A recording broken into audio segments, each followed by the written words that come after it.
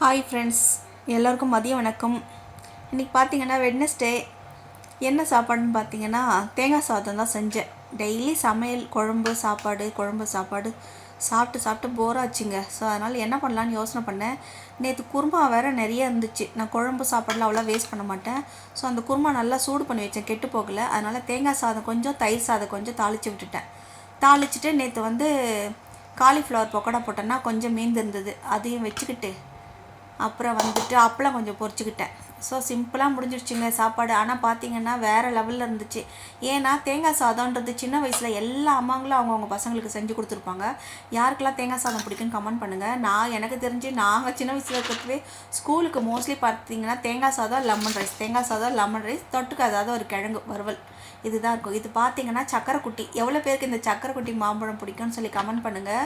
இது கிலோ பார்த்தீங்கன்னா 250 ரூபா வாங்க. ஸோ நான் 1/2 கிலோ மட்டும்தான் வாங்கினேன். ஆனால் பார்த்தீங்கன்னா புளிப்பாக இருக்குது, இன்னும் பழுக்கலை போல இருக்குது. அது எப்படி பழுக்க வைக்கணும்னு எனக்கும் தெரியல. அதனால் 4 நாள் ஆகும்னு சொன்னாங்க கடையில். ஆனால் ஆசைக்கு கட் பண்ணிட்டேன். ஆனால் புளிப்பாக இருந்துச்சு. தயிர் சாதம், காலிஃப்ளவர் பக்கோடா, அப்புறம் கொஞ்சம் தேங்காய் சாதம், அப்புறம் பார்த்திங்கன்னா தயிர் சாதம், அப்போ மாம்பழம், இதெல்லாம் தொட்டுக்கிட்டு சாப்பிட்டா ஒரு வித்தியாசமாக இருந்துச்சுங்க. இன்றைக்கி சாப்பாடு உண்மையாக ரொம்ப பிடிச்சிது. எங்கள் ஹஸ்பண்ட் கூட சொன்னார், ஆமாடி இதுக்கப்புறம் ஏஜ் ஆச்சு, நம்ம கொஞ்சம் கொஞ்சம் செஞ்சு கொஞ்சம் கொஞ்சம் சாப்பிட்லாம் அப்படின்னு. நம்ம ஒத்துக்கலாம், ஆனால் வீட்டில் ரிலேஷன் கெஸ்ட் எல்லாம் ஒத்துப்பாங்களா இந்த மாதிரி சாப்பிட்றதுக்கு? ஸோ அதனால் இன்றைக்கி ஒரு நாள் மட்டும் இந்த மாதிரி செய்யலான்னு சொல்லி மாம்பழம் என்ன சொல்கிறது, வேறு லெவலுங்க. இந்த மாம்பழ சீசன் வந்தாலே இந்த மாம்பழம் என்ன தெரியுமா,